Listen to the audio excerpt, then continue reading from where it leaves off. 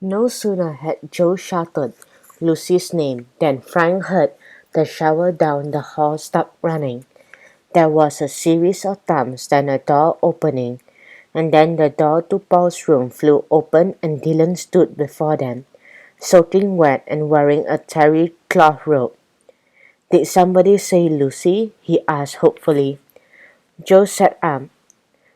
He said, looking unsure. I think I found Lucy. Frank looked at Paul. Paul's mouth was hanging open and he looked pale. He just had been caught. Frank heard more footsteps and then Paul's mom appeared at the doorway. What's going on here? She asked. Dylan pointed to Joe. This dude thinks he found Lucy, he said. She tilted her head. Oh? She asked. Joe nodded, then looked at Paul. Lucy is, well, Paul gulped. She's under my bed, he admitted. Paul's mom frowned. What on earth? She asked. She walked over to the side of Paul's bed and then crouched down and looked underneath. Oh my gosh, she cried, and then reached over and pulled out Lucy. Dylan's face split into a huge smile. Lucy, he cried, running over and grabbing her. Paul's mom was getting to her feet. Paul, she said, eyeing her son, is there something you want to tell us? Paul didn't look like he wanted to tell anybody anything. In fact, he kind of looked like he had eaten a bad burrito. But he blinked a few times, looked down at the floor, and finally said, in a very quiet voice, I stole Lucy. Dylan, who had been hugging his guitar, gave his brother a startled look. You did what? Paul cleared his throat and said louder. I stole her, Dylan. I'm sorry. I stole your guitar. Dylan frowned and a funny little squiggle appeared on his forehead. Why would you do that? I was a mess without Lucy. Paul looked down at the floor again and shrugged. Well, the truth is, I guess I was kind of jealous. Jealous? Dylan asked, still looking confused. Of me or Lucy? Both, Paul said with a sigh. Before you got Lucy and started playing with Crush, she used to hang out with me all the time. He paused. Remember? Dylan frowned again. We still do hang out together, bro. Paul shook his head. No, we don't, he insisted.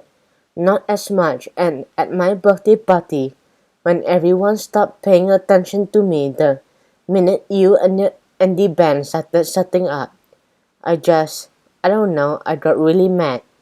I tried to forget about it and just play with my friends, but I couldn't. After I got out in musical chairs, well, nobody was paying attention to me. He paused and looked at his mom. Dylan and his friends had gone inside. Lucy was just sitting there alone, and I went and got her and ran to my room. Paul's mom looked upset. Paul, no matter how mad or jealous you were, there's no excuse for stealing Dylan's guitar. You saw how unhappy he was, and he really needed it for the competition. Paul sighed. I know, he said, shrugging. I knew as soon as I stashed Lucy under my bed that stealing her was a stupid thing to do. And the sadder Dylan got, the worse I felt. But by then, I didn't know how to tell everyone the truth. He looked at Frank and Joe. In a way, I guess it's a good thing you guys came over and caught me. Dylan shook his head as if he was shaking it all off.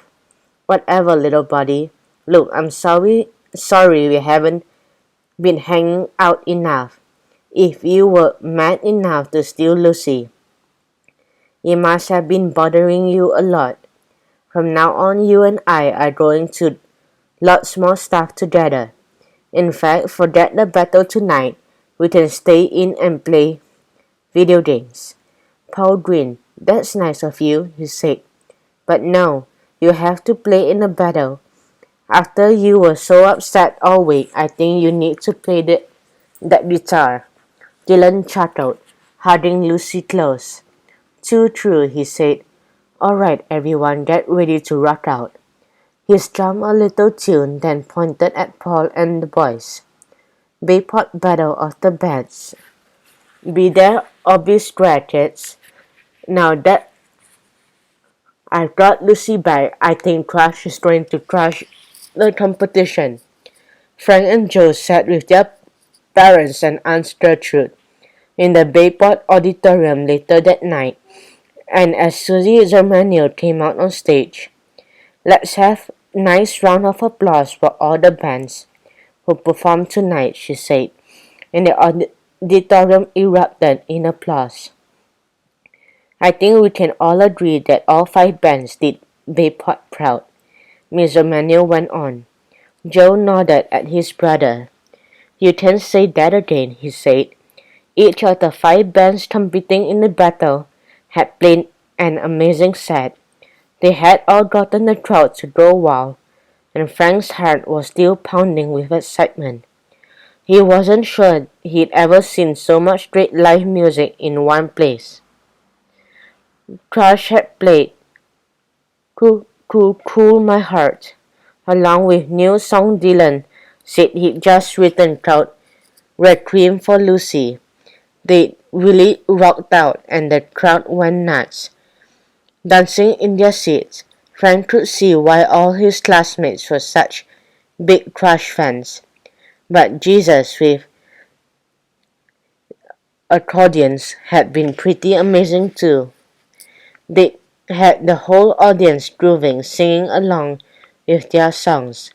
Wilmer and his friends had clearly been having the time of their lives, and the audience loved it.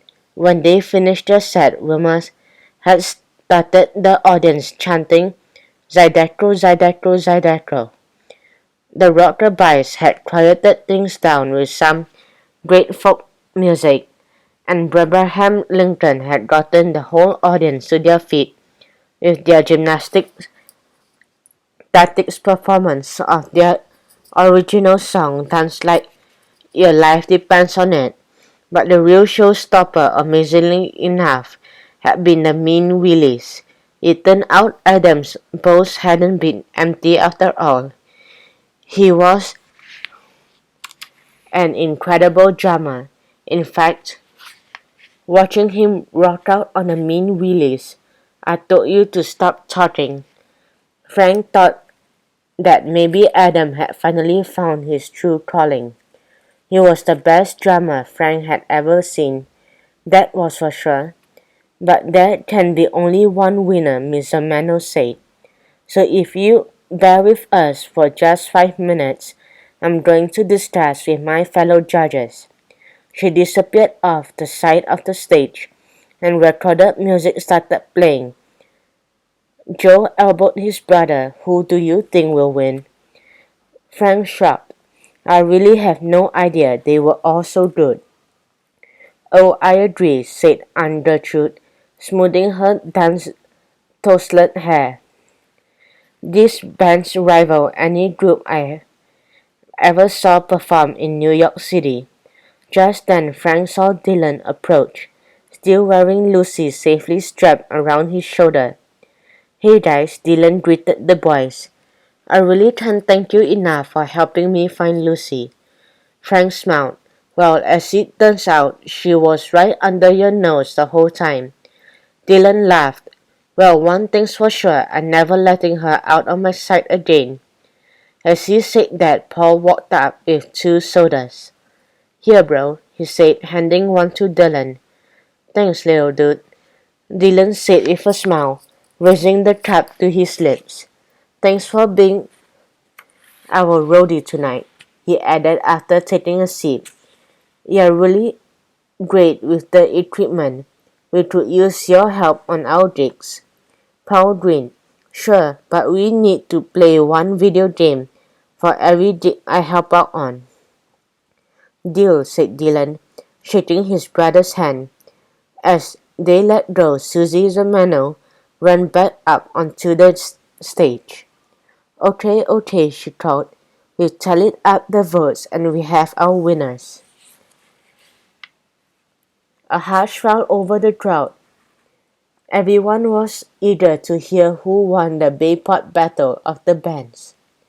In third place, Susie said, we have Jesus with accordions. Frank and Joe clapped wildly, and Joe let out an ear-splitting whistle. Go Wilmer, he yelled. Wilmer Mack and his bandmates ran up on stage to get their trophy. All beaming from ear to ear, they laughed and waved, and the crowd chanted, Zydeco, Zydeco, Zydeco, as they ran off stage. Susie came back to the microphone. In second place, she said, we have Crash. Dylan let out a whoop, and he and his bandmates ran on stage to get their trophy. Dylan held up Lucy and strummed a couple of notes, and the audience cheered even louder. The band stumbled off stage, and Susie came back to the center. And now, she said, the year's winner of the Bayport Battle of the Bands, winner a cash prize and a weekly gig at Tin Beans, as well as the title of the best band in Bayport is. She paused, and Frank felt his heart thumping. Who would it be? The Mean Wheelies. Frank looked at his brother and began applauding loudly. Adam Ackerman had won, and the weird thing was Frank was really happy for him. He'd totally earned it. He'd learned how to play the drums, practiced hard, and was really good at it. Maybe playing the drums for Adam is like solving mystery for Joe and me, Frank thought. Just something he was meant to do. Adam and his buddies got upstage. Adam pumping his fist like he'd just won the Super Bowl. Frank and his brother clapped and whooped. The audience seemed to love the Mean Wheelies. The applause was so loud Frank could barely hear himself think.